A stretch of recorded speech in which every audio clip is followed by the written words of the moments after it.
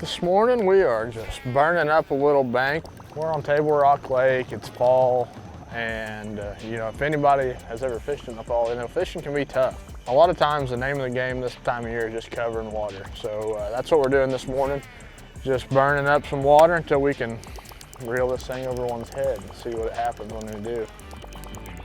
So throwing this chaos shad, I like to be right on the bank. I like to keep my boat as close to the bank as I need to keep this bait in the strike zone for longer. So that's what it's all about, just keeping that bait, you know, in the strike zone where you think you're going to get bit your entire cast. It kind of ups your odds and makes it a little bit easier to cover water too. And this is a chaos shad that's thrown today, and it's just in a bluegill color. I keep it pretty simple on colors. I'm throwing a 7.3 bladed jig rod. It's just a medium heavy action. Throwing it on a 50-pound braid. With a big part of catching them on a plopper and being efficient with a plopper is how fast your reel is. This Platinum is an 8.3 to 1. So I'm able to move that plopper faster and move my boat faster and still be able to fish it efficiently and not work my tail off trying to wind it super fast. When it comes to fall fishing, I mean, you got to take every opportunity you come upon because it changes so much and so quickly that a lot of days you can't decide, hey, I'm going to catch them on the bank, hey, I'm going to catch them out in the middle. You kind of just got to go fishing and feel them out and just do your best to be versatile. Yeah, I was just burning up the bank and I kind of turned out to leave and started seeing a few out here suspended, so I decided to look around for a minute. You know, trying to find some fish that are roaming around eating some bait. Honestly, I'm probably kind of trying to force the later fall bite a little early, but you know, fish are fish. They don't live by a rule book. I find a lot of times in the fall like this, speed is my friend a lot of the time. A lot of times I'm trying to, you know, work the bait pretty quick to kind of just entice them into biting. They don't all go to the bank in the fall. Every now and again, you know, depending on how far along they are, they do live offshore. Oh man, he threw my bait off. But this is called the rocking shad. And when it comes to, you know, jig head minnow, I've got this thing right here on a 1/4 ounce new tungsten head from Bass Pro Shops. I mean, it's as solid of a setup as you can ask for minnow. If you're not catching them on the bank, that's whenever I get out in the middle, start trying to find those fish that are starting to migrate back towards, you know, where they're gonna go to further in the fall.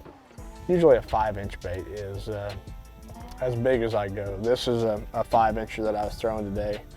It's called a rocking shad. It's a new bait from Bass Pro Shops. And, you know, kind of the goal of this bait was to get a minnow bait that you could get that really nice roll with. You know, where you could get that bait rolling just like that when you shake your rod tip and giving it that really good action. And then, you know, on top of that, finding the perfect plastic that's really good and soft, and that tail's gonna really go crazy when you're shaking. I really do a lot of playing with my jig heads. You know, I've got 5 spinning rods laying out here right now with everywhere from an 1/8 ounce to a 3/4 ounce head on. And I feel like the size of that head makes a huge difference in the fall time, just trying to judge the mood of those fish. Yeah, so what we're looking at right here, we've got you know, at the far end of the screen, you can see a bluff, and you see my minnow, here they come, coming out of this tree. Oh, I missed him, dang it. I'll try to drop it back down there, see if they'll bite it this time. But nice little group of fish sitting in the tree there. Got him. Just took him getting a little bit competitive to come get it there. Hey. Uh-oh. That one ain't much, but it's just a little Kentucky. But it was kind of funny, kind of got a group of them after it, and then he was kind of in the cheap seats way down in the bottom, and he just got excited, come flying up and grab that thing. This is just one good example of a way you can catch them in the fall. You know, fish do get out here and roam all year round. We're gonna go head to the bank and see if we can catch them doing a few other things.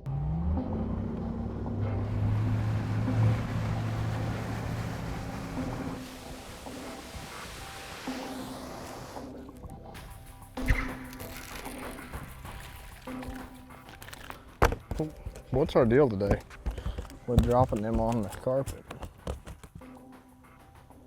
No penalty on that one. But the cool thing was that one was actually suspended on the dock. I didn't see him or nothing, but I was winding my jig in and I hit the cross member there that kind of holds the dock all together. And he came up there and grabbed it. You know, the cool thing about a jig is, I mean, there's not a wrong way to fish it. You know, I'm just throwing a little 1/2 ounce little flipping jig and with like a crawl trailer on it, and it resembles everything they want to eat. So you put it in the right spot, whether you're flipping it, reeling it. Everybody's got their own thing, but what we're doing today, you know, it's about shallow today for me. I'm just, you know, trying to target those little high percentage areas. Like right now, I'm only fishing the backs of the docks, fishing the floats and the back corners and the walkways. Whenever I'm trying to pick a dock to fish this time of year, this is the kind of stuff I love. It's just like a big stop sign, it's on a point, it's nice and shallow. That's the kind of stuff I want to, you know, hit as many of it as I can. I start at the bank usually, depends kind of how I come up to the dock, but a lot of times I start on the back float because I feel like a lot of times that's where they're at, and I kind of want to sneak up on them the best I can. I want them to see my jig before they hear it splash a few other times. Seems like if they're in there, a lot of times they'll catch it before it gets to the bottom, and if they don't get it before it gets to the bottom, you'll hop it once or twice and they'll have it. So most generally I don't just fish it back a long ways. It's trying to kind of just, you know, pitch it in there, bounce it a time or two, go on to your next flip.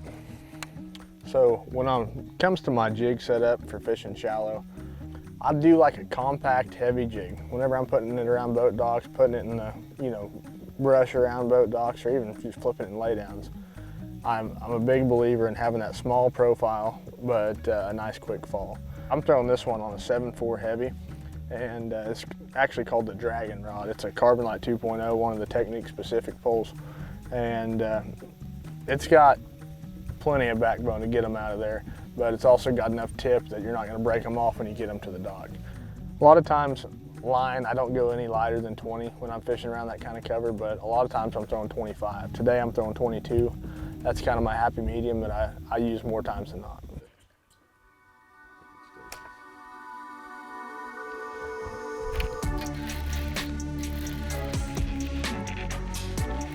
Come on out of there. Not a bad one. Whether you're fishing boat docks or whether you're fishing it, you know, on the shallow parts of the floats, it's just a great way to get a bite in the fall. The fish are calling, they're biting, and honestly, there's not very many ways more fun than jerking them out from over the cables and all the nasty stuff. So when it comes to fall fishing, I mean, I really like to keep it simple. You know, the 3 baits you saw me throw today are the 3 baits that I've got on my deck pretty much every time I go fishing in the fall. So, you know, I've got a jig, I got a chaos shad, I got, you know, my minnow, and I feel like with those 3 things, I can figure out any kind of island reservoir.